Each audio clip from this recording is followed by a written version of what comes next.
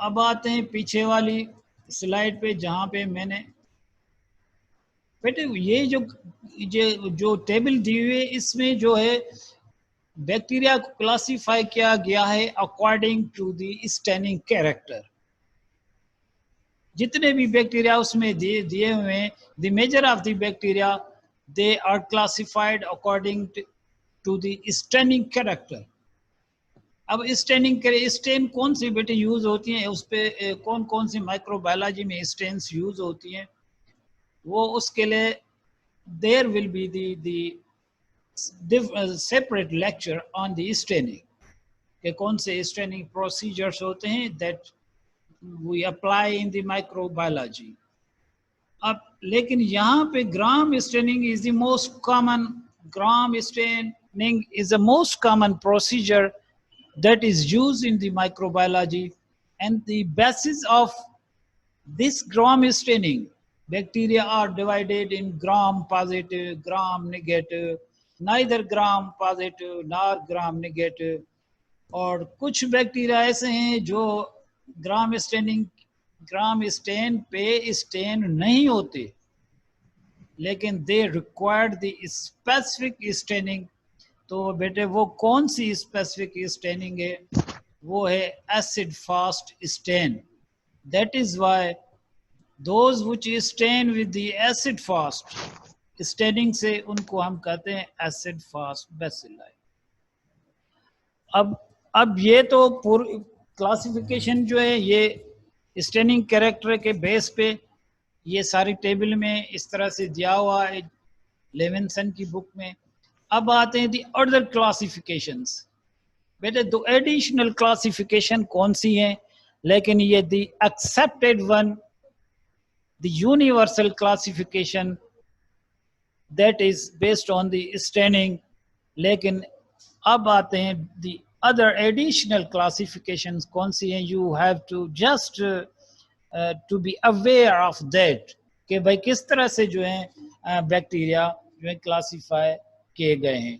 तो other classification बेटे कौन सी हैं, अब आए the now the some I will summarise the whole of the that table. The bacteria are classified, they are based on, अब किस तरह से क्लासिफाई किए गए हैं बेटे, on the basis of the nature of the cell wall. ये मैंने सारा थिक रिजिड मैंने बता दिया बेटे, क्या नेचर है, किसी की थिक है, किसी की थिन है, और कुछ रिजिड है, कुछ जो है फ्लेक्सिबल है। So nature of the cell wall मैंने आपको बता दिया जो टेबल में दिया हुआ है। अब सम ऑफ द बैक्टीरिया, उनकी हैबिटेट क्या है, वो कहाँ पे, where they live, where they reside.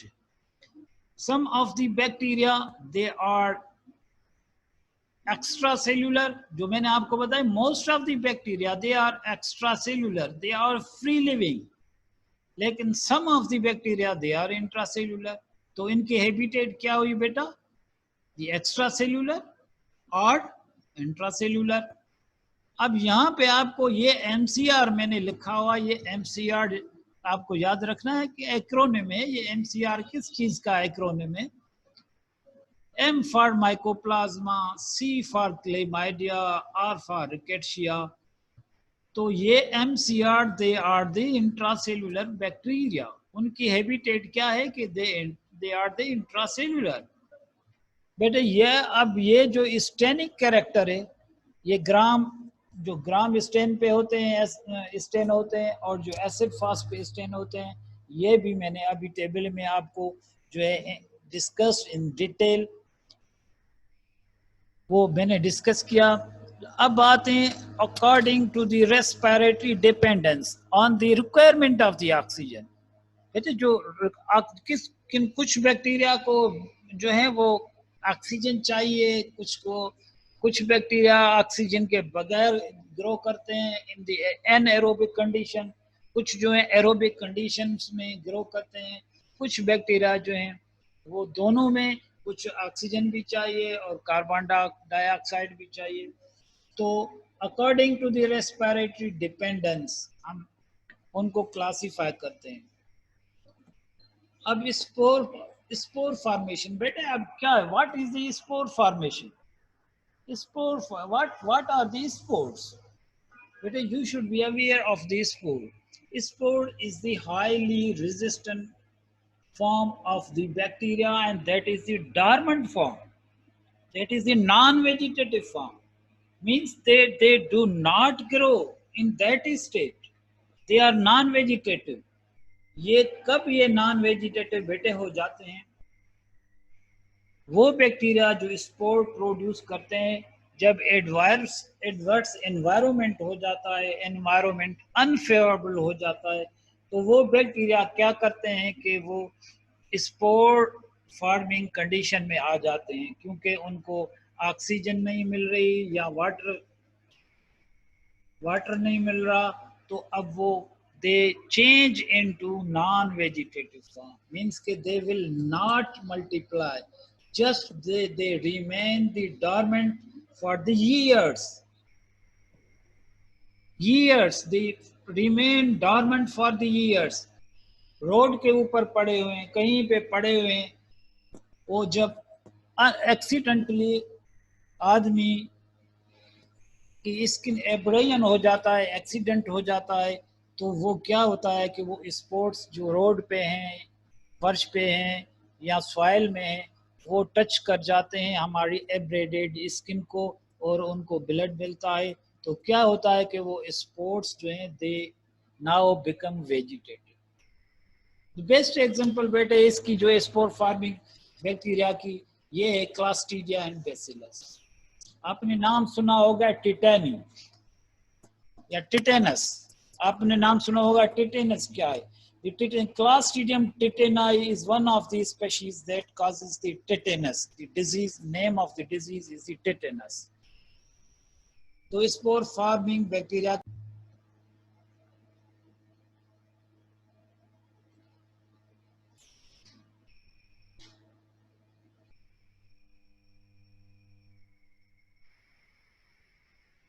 यही है ना,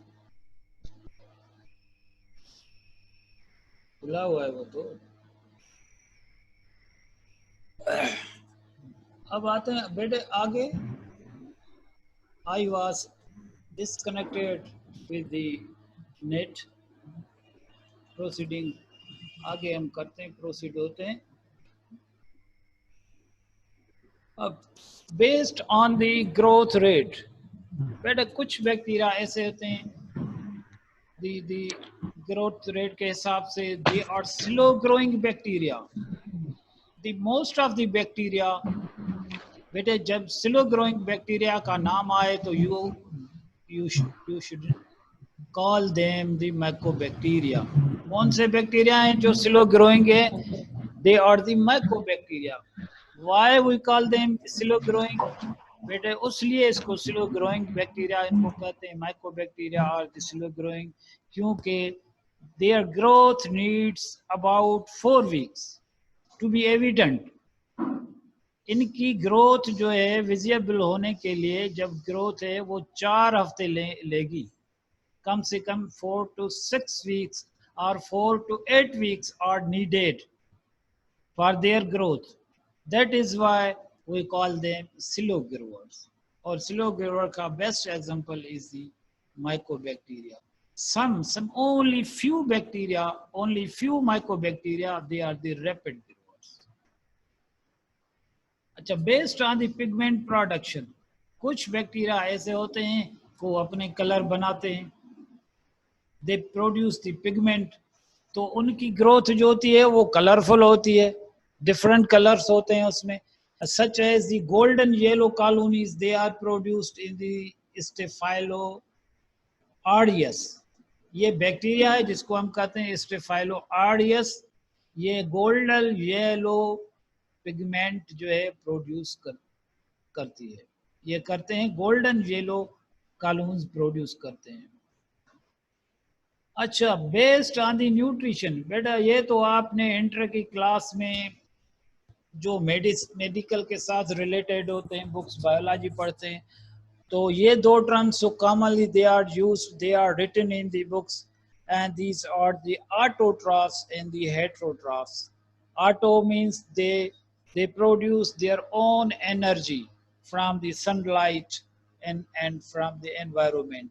हेटरोट्रॉफ्स वो हैं जो कोशिश करते हैं कि हम बना बनाया हुआ खाना हमें मिल जाए, जैसे वेजिटेबल्स हम खाते हैं, गोश्त हम खाते हैं, तो we are the heterotrophs. So based on the nutrition, they are divided into autotrophs and the heterotrophs. अच्छा, कुछ बैक्टीरिया ऐसे हैं जिनको कैप्सूल होता है बेटे. वो कैप्सूल किस लिए होता है, कवर किस लिए होता है? कवर उस उनको हम कहते हैं कैप्सुलेटेड बैक्टीरिया. क्यों कवर उसलिए होता है कि वो अपने आप को प्रोटेक्ट करते हैं, उनके ऊपर सराउंडिंग में कैप्सूल होता है. कुछ बैक्टीरिया ऐसे होते हैं उनकी मोमेंट चाहिए उनको, they move from one place to another place. तो बेटे इंसानों को तो टांगे होती हैं, अब उनको क्या होगा, उनकी भी टांगे होती हैं बेटे, और उन टांगों को हम क्या कहते हैं? वो जो टांगे होती हैं बैक्टीरिया को, जो लेग्स होती हैं, क्या कहते हैं उनको? कहते हैं फ्लैजिला.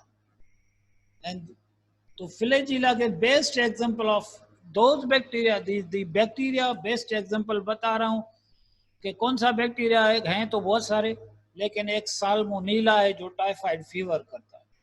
बेटे टाइफाइड आजकल जो सीजन है वो टाइफाइड फीवर की है.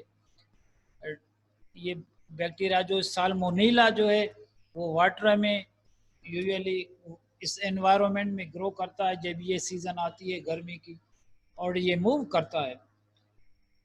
इसको फ्लैजिला होते हैं, बाहर सराउंडिंग में लेग्स होती हैं तो मूव करता है. अब कुछ बैक्टीरिया बेटे अभी culture on the basis of culture.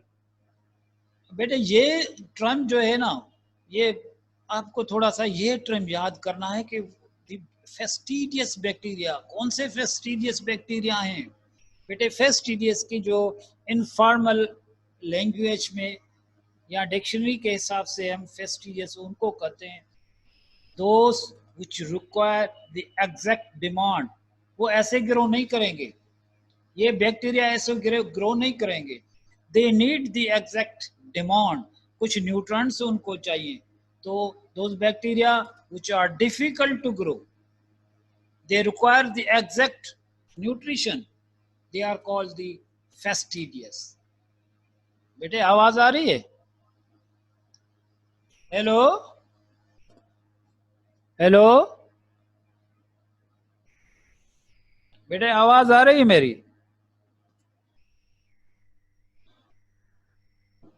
बेटे मेरी आवाज पहुंच रही है आप तक?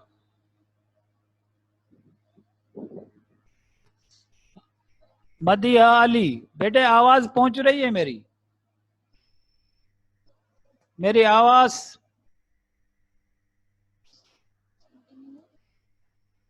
आ रही है बेटे मेरी?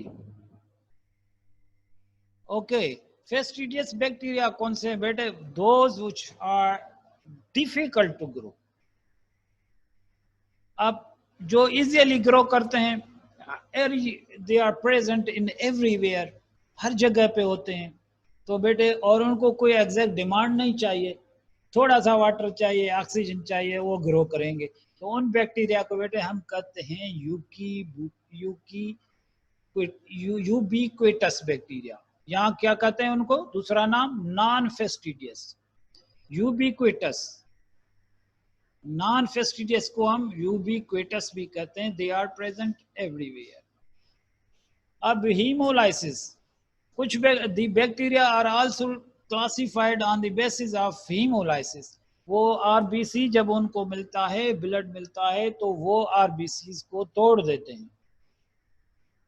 तो वो जो हीमोलाइसिस करते हैं आरबीसी का, they are divided into 3. Those which cause the alpha hemolysis, they are called the alpha hemolytic bacteria. Which cause those which cause the complete hemolysis of RBC, they are called the beta hemolytic bacteria. And which cause none of hemolysis, no hemolysis, they are called the gamma hemolytic bacteria.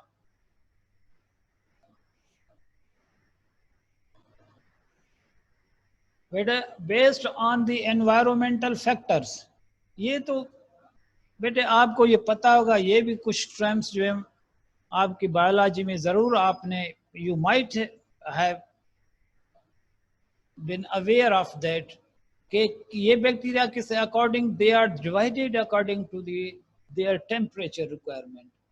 कुछ bacteria ऐसे हैं जिनको minus में temperature चाहिए, -15 से लेकर 10 centigrade तक, और उनको हम कहते हैं साइक्रोफाइल्स। ये इनको टेम्परेचर चाहिए, इनको हम साइक्रोफाइल्स कहते हैं। और जो most of the bacteria they belong to this category, the mesophiles. Most of the bacteria, they are the mesophiles. They grow at the 20 to 45 centigrade. और हमारी बॉडी का टेम्परेचर भी जो है नॉर्मल टेम्परेचर इस कैटेगरी में आता है। तो most of the bacteria they are the mesophiles, और हमारे बॉडी का टेम्परेचर इसमें ही आता है 20 और 45 के दरमियान नॉर्मली।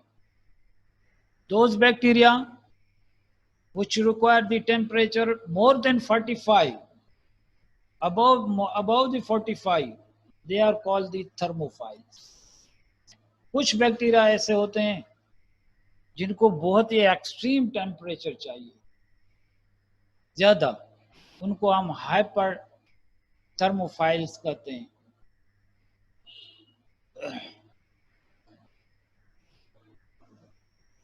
कुछ बैक्टीरिया हैं जो some of the bacteria they are salt living. Salt की कंसंट्रेशन, सोडियम की कंसंट्रेशन, साल्ट की कंसंट्रेशन ज्यादा होती है और वहां पे वो जो है ग्रो करते हैं। They are known as the salt loving, they are called the halophiles. अच्छा, सम ऑफ द बैक्टीरिया, ये मैंने बता दिया कि फ्लैजिला